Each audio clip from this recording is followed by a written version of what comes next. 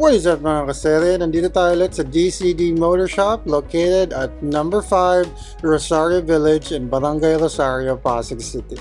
Today, samahan nyo ako, magpapapalit tayo ng gulong. Yung gulong na gamit natin ngayon, originally, galing to sa ating NMAX version 2. Sobrang kunat na gulong na to, marami na itong napuntahan. Stay tuned, watch until then, ipapakita ko sa inyo yung brand. Let's go!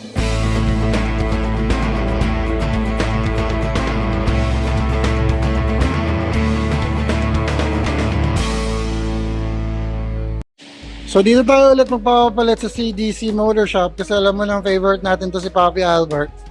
Tsaka kung kailangan nyo ng gulong, madami silang stock dito ng different brands. So meron silang Maxxis, may Pirelli, meron silang Beast Tires, Eurogrip, meron din silang Quick Tires dito.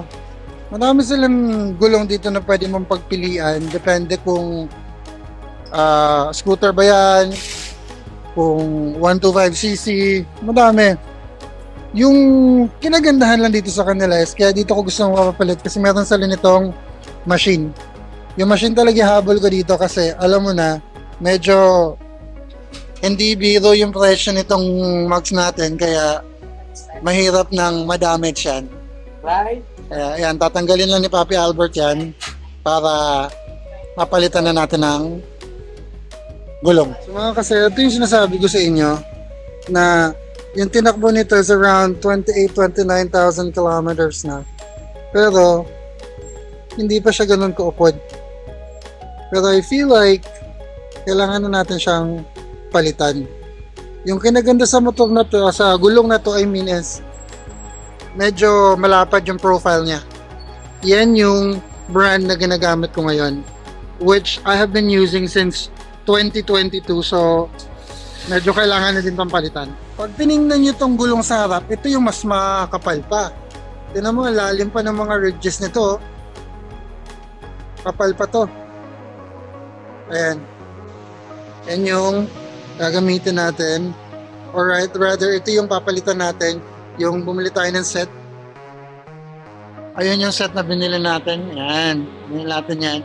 Mamaya papakita ko sa inyo yung brand niyan. So natanggal na yung front mugs natin. Tingnan mo. Tumakbo na to ng mga 29,000 kilometers pero tingnan mo yung front tires nito. Ang kapal po. Ganyan kakunat yung gulong natin ipapalit. Yung size pala nito is 110 by 70 by 13. So ito yung stock size ng mga pang NMAX. Stock size ulit tayo ngayon. Pero bagong version na nito. Ayan, kasalukuyan na ni Papi Albert, tatanggalin nyo na yung gulong natin gamit tong makina nila dito. Kaya sure na sure kang safe yung mugs mo kahit medyo mahal-mahal pa yung mugs mo. Sure na safe yan dito kasi nga gagamitan nila ng machine. Yun.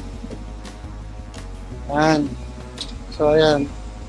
Tanggal na yung sarap natin and then ipapalit na natin yung bago nating gulong sa harap at likod. A few minutes later. Mga kasari, habang tinatanggal ni Papi Albert yung gulong, yung luma nating gulong, i-unbox natin ngayon yung ipapalit natin sa gulong natin and then ito yung brand na to. Ito nga ang bago nating gulong mga kasere. Same brand ng dati nating gulong. This is Metzeler Road Tech. Same size to. This is 110 by 70 by 13.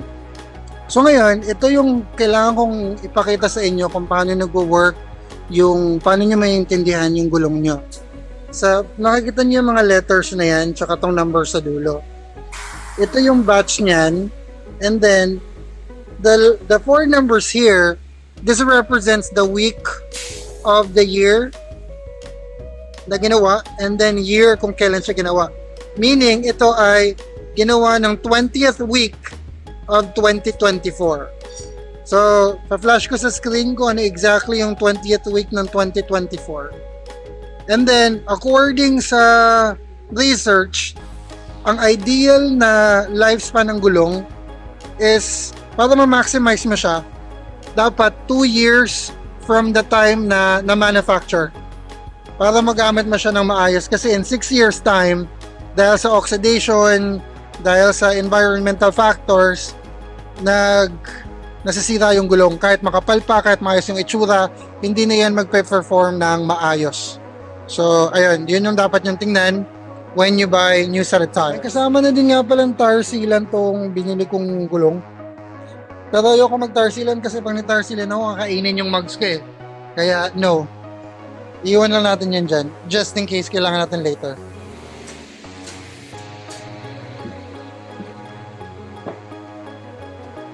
Yun. Maraming salamat sa iyong pagtulong, Papi Bry.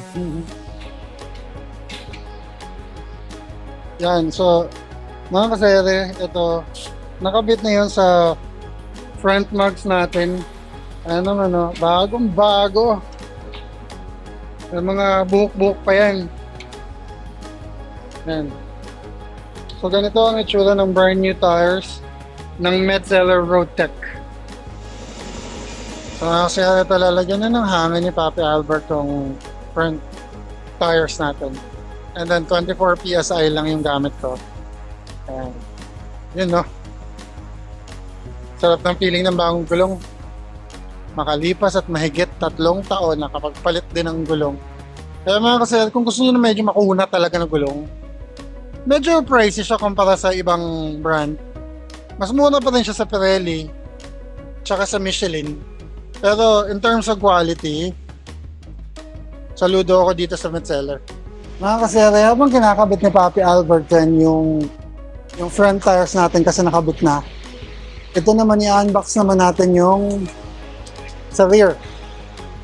Ito yung rear ng Metzeler Road Tech. Ang size nito ay 130 by 70 by 13.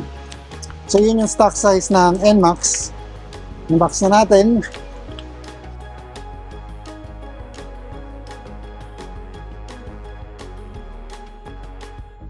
So mga kasere, ito na unbox na natin yung rear tires natin. This is the Metzeler Road Tech. Ayan yung size niya, 130 by 70 by 13. So maya maya ipapakita ko sa inyo yung itsura nung luma kong gulong na papalitan natin, kung ano yung itsura ng upod niya after about 28 or 29,000 kilometers na order. So mga kasere, para naman sa rear tires natin, ito siya ay ginawa ng 50th week ng 2023. 50th week. So ipapakita ko, ipa-flash ko sa screen kung anong week yun ng 2023. So ngayon, this is December 2025. So ganun nga, pumapalo siya ng mga around 2 years from the manufacturing date. So sakto pa rin, ma-maximize pa rin natin to in the long run kung magagamit pa rin natin siya ng additional 3 to 4 years. So excited na ako makabit to kasi medyo upod na din yung luma nating gulong. Papakita ko sa inyo pag natanggal na kung ano itsura ng pagkaupod niya. Mga kasi ito na yung rear tires natin. At ayun yung itsura niya. Even if may 3 taon na siya tapos malaki-laki na yung natakbo, ganito yung klase ng upod niya. Very usable pa to technically eh. Magagamit mo pa talaga to eh. Kasi may grooves pa eh. Pero I feel like kailangan na talaga siyang palitan. Di na ako confident sa kanya. Pero if I was you, kung gusto mo talaga ng medyo makunat na tires na pangmatagalan, ito, I definitely recommend Metzeler Road Tech. Lalo na pag naka NMAX ka or Aerox, PCX or ADV. Kasi meron silang pang size na ganun talaga. So ito na tayo mga kasi, tatanggalin naman natin yung sa rear tires para makabit natin yung bago. Yun. Tapos ganun, no, iikot lang, tanggal na. Ganun kasi pag merong machine. Kaya wag kayong papayag dun sa mga mano-mano. Kasi kung magkataon at matsambahan kayo, congrats, sira ang mugs mo. Kailangan yan, hindi din na yan, kailangan niya mapalabas mo din sa mismong labi ng mug. Kasi pag hindi lumabas yung, may part na may lumalabas, may part na hindi lumalabas. Pag hindi lumabas yung guhit na yan, yung guhit na yan, outline na yan, oblong yun, hindi pantay yung mismong pagkakakabit ng gulong. Kaya mayroon din yan, kailangan mapalabas mo yan. Mapantay mo dapat yung labas na yan. Pag mayroong part na hindi lumabas yan, mayroon nakalabas, iba hindi part. Tatalbog-talbog yung gulong. Oh. Kaya nilalagyan ng oil para pag kumano, pag hangin, dudulas. Mas Ano, nakapit. oo. Okay, lalapan. Okay, kopya. So, ganun yung purpose nun mga kaserye. Kaya, kung magpapapalit ka ng gulong tapos hindi nilagyan ng ganyan, magtaka na kayo. Kasi most likely, baka hindi marunong yung naglalagay. Okay, kopya. So, kakabit lang yan ng papi. Tapos hanginan yan. And then maya-maya, pag okay na, sasalpak na ulit kay 30. Ayan. Nakakabit na ni papi. Kailangan ng tulong ni Papi Bry para may kabit ng todo. May tagatulak. Kaya mga kaserye. Pagkatapos dyan, pag nasalpak na, diretso na yan dito sa hangin. Tapos, paparinig ko sa inyo maya-maya kung ano yung tunog pag lumalapit siya para may mga pumuputok-patok. Ayan, hangin na to. Yun. Kaya mapalabas mo. Ayan.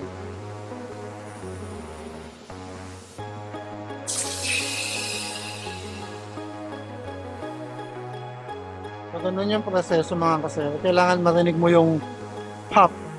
Kasi ibig sabihin nun, sumakto na yung gulong doon sa mugs. So, babalik na ni Papi Albert yung parang, ang tawag dyan? Barbula. Valvula. Babalik niya na yung valvula at saka lalagyan niya ng hangin. Papi, 32 PSI sa likod. 32. So, lalagyan niya na yung hangin para sumakto na yan dun sa gusto nating lambot or tigas ng gulong.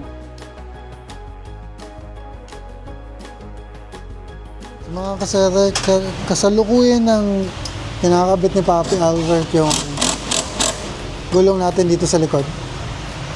Kasi nailagay na natin yung bago nating Metzeler Road Tech. So yan, tatapusin lang yan ni Papi Albert. Pagkatapos niyan, mag-montage lang tayo ng konti.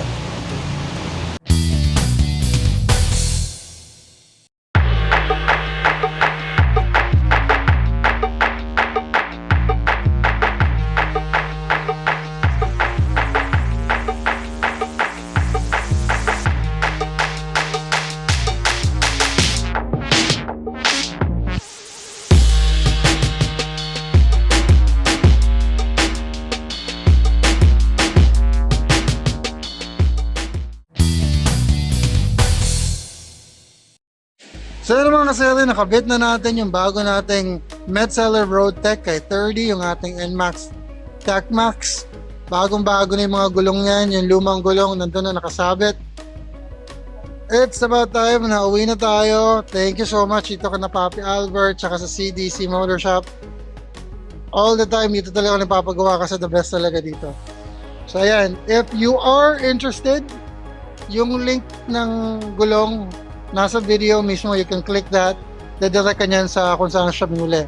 Otherwise, kung gusto niyo namang hindi na kayo aantay ng Shopee or Lazada delivery, diretso na kayo dito sa CDC Motor Shop. Madami kayong mapagpipili ang gulong dito. That's it mga kasere. Thank you so much for joining me today.